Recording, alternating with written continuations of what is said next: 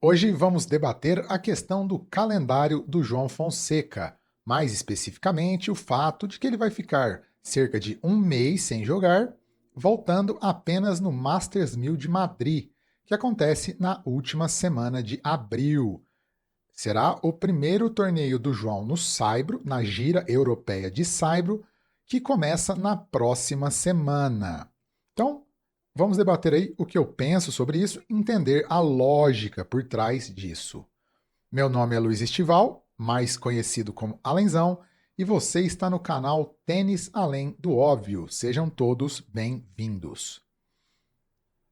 Primeira coisa é que vai ser ruim para a gente, né? Ficaremos um mês sem ver o João. Vê-lo é muito empolgante. E aqui para o canal, por exemplo, para os canais do YouTube de tênis como um todo, tem sido o principal assunto. Para a gente, na verdade, vai ser até bom, porque vamos conseguir diversificar as pautas, falar sobre mais tênis em geral, algo que a gente já quer fazer há algum tempo e meio que não tem dado muito tempo. Mas vamos debater então a questão do João. Essa, com certeza, é uma escolha bem heterodoxa, bem diferente do padrão dos outros tenistas, né? Dificilmente a gente vê tenistas ficando um mês ausentes, exceto por lesão, etc. No entanto, dentro da lógica do João, desde que eu acompanho, né, na carreira juvenil, essa escolha ela é muito coerente com o que eles têm feito. Por quê? Vou citar alguns exemplos. Quando o João ganhou o US Open Júnior, no começo de setembro de 2023, a gente imaginou, bom, agora ele embalou, terminou a carreira juvenil, ele vai dar um gás para subir no ranking, jogar torneios profissionais, para entrar em 2024, que seria a primeira temporada dele completa no tênis profissional, com um ranking melhor, podendo entrar em torneios melhores. Mas acontece que o João ficou parado, não parado, né? Ficou ausente dos torneios. Até mais ou menos novembro, última semana de novembro, ele jogou um Challenger na quadra dura em Brasília, depois voltou apenas em 2024. 2024, o ano todo, ele deu pausas aí de um mês após fazer algumas giras. No fim do ano, a escolha mais heterodoxa de todas, né? Após o US Open, no qual ele ficou no quali, ele jogou a Copa Davis, depois ele ficou cerca de 40 dias parado. Teve uma lesão, estava curando uma lesão no punho, e a escolha dele foi bem diferente. Ao invés de jogar os Challengers na América do Sul, no Saibro, torneios um pouco mais acessíveis e nos quais ele certamente se daria bem, somaria muitos pontos e possivelmente já entraria no top 100, o João optou por jogar na quadra dura coberta no inverno da Europa, enfrentando aí chaves dificílimas num piso que ele é pouquíssimo habituado, que na verdade ele nunca havia jogado no tênis profissional, se não me engano, mentira, né? Havia jogado na Copa Davis apenas. Mas optou por essa opção. Todo mundo ficou meio achando um pouco, nossa, que escolha diferente. A gente ficamos até um pouco desconfortáveis de entender, mas depois fez toda a lógica. João foi jogar o Next Gen ATP Finals na quadra dura coberta, estava bem ambientado e acabou vencendo o torneio. Por que eu fiz esse histórico? Porque é o seguinte, essa é a lógica de funcionamento do João Fonseca e da equipe dele, vamos entender o porquê, e também tem dado certo. Essa é a grande questão, tem dado certo. E a prática é o critério da verdade. Então, esse é o primeiro ponto, né? Se tem dado certo, temos que confiar nessa estratégia. Mas essa estratégia, ela tem um argumento e uma lógica muito, como eu havia dito, coerente. A equipe do João, eles não operam no curto prazo. Nas primeiras escolhas, nesse pós-US Open, o pensamento era, né, qual é o melhor caminho para a gente desenvolver o João Fonseca? Esse era o pensamento da equipe dele. Qual é o caminho sem atalhos para tornar o João Fonseca um grande jogador? Depois que ele entra no profissional e explode em 2024, a lógica continua a mesma, mas esse ano, para mim, a lógica ela é a seguinte: qual será o caminho, não para crescer somente agora, isso é importante também, mas qual o caminho levará o João Fonseca ao topo do tênis num período mais rápido possível? Segundo ponto, questão física, e essa é fundamental para entender essa parada. O João é o tenista que mais fez jogos na temporada. Ao todo, foram 32 jogos desde o Next Gen ATP Finals. O segundo tenista que mais fez jogos nesses 3 meses, vamos lembrar que são 32 jogos no espaço de 3 meses. Ou seja, um jogo a cada 3 dias. O segundo tenista que mais jogou foi o Félix Aliassime, com 22 jogos, e o Lerner Chen também com 22 jogos. Logo em seguida, o Francisco Cerúndolo, que também fez 22, e depois vem o Zizo Bergs e o Alex de Minaur com 20 jogos. Isso pensando aí nos tenistas que estão na faixa de ranking do João e acima dele. Ou seja, o João fez 10 jogos a mais do que o segundo tenista que mais fez jogos. Então, uma pausa aí já se faz necessária. Inclusive, porque o João Fonseca tem um elemento importante aí. Ele não é um tenista com uma precocidade na questão física. Ele é um tenista ainda frágil fisicamente.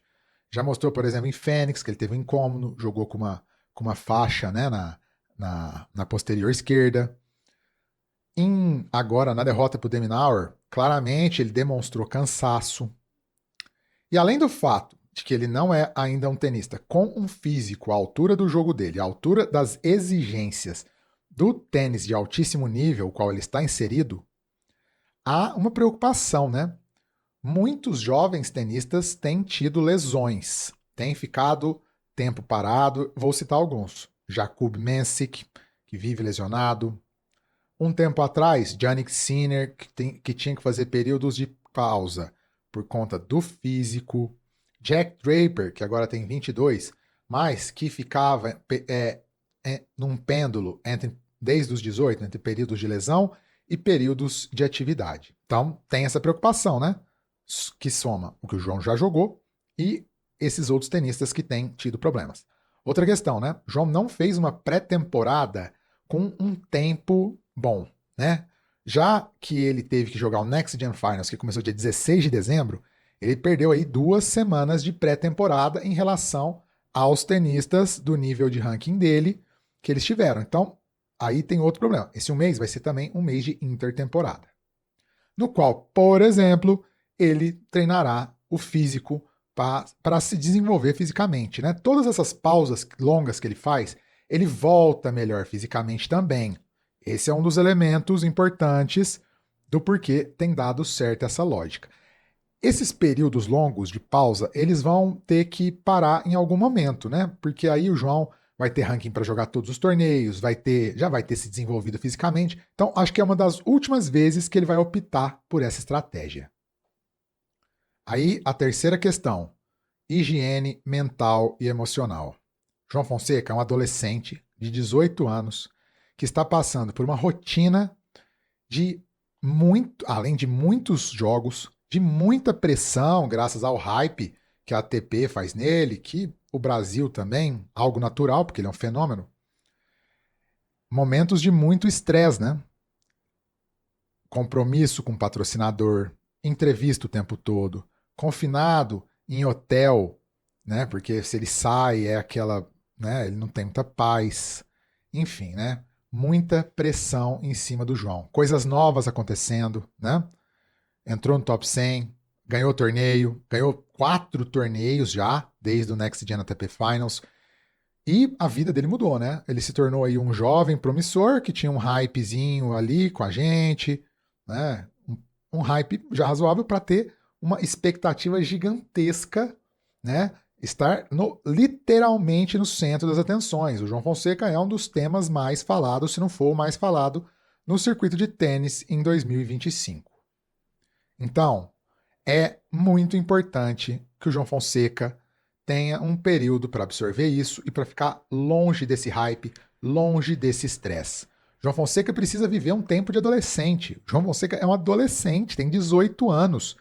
Um adolescente normal, ou ele está no cursinho, uma época dessa se preparando para entrar na universidade, um adolescente normal de classe média alta para cima, ou ele acabou de entrar na universidade. Os amigos do João Fonseca, os amigos de adolescência dele, estão ali, primeiro ano de circuito universitário, primeiro ano de universidade, de repente se preparando aí para entrar num curso de medicina, né?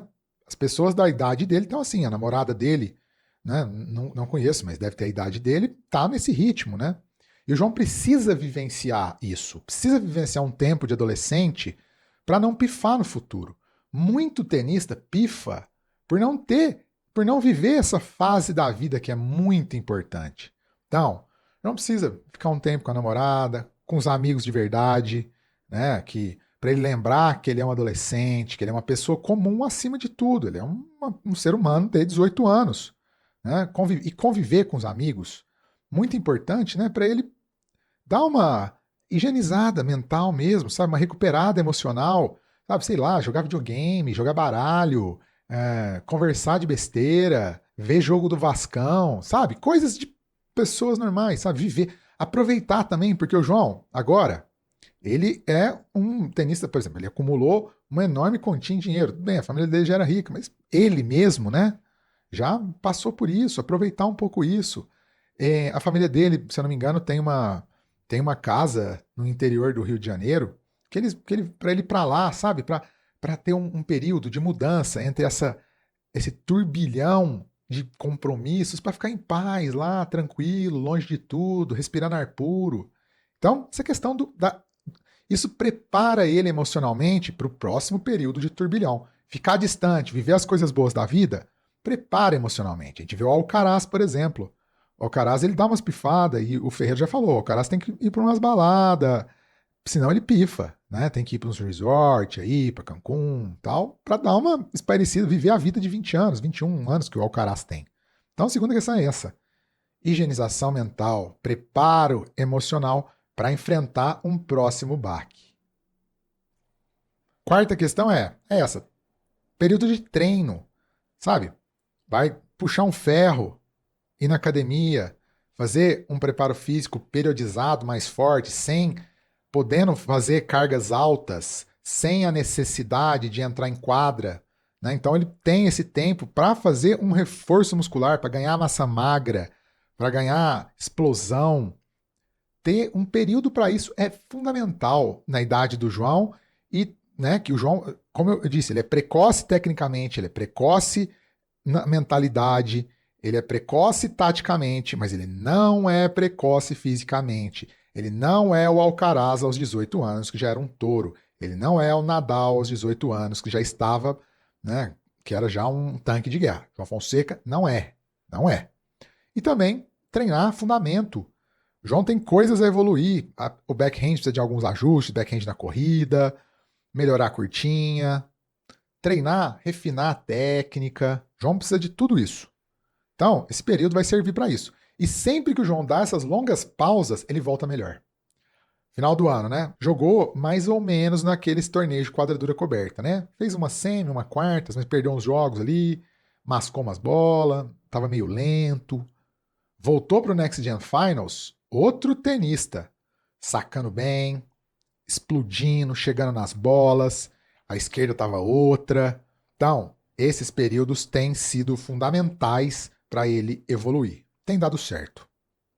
Agora os contras, né? Tem alguns contras. Primeiro, sem ritmo, né? Vai voltar sem ritmo. E ele sempre volta meio sem ritmo.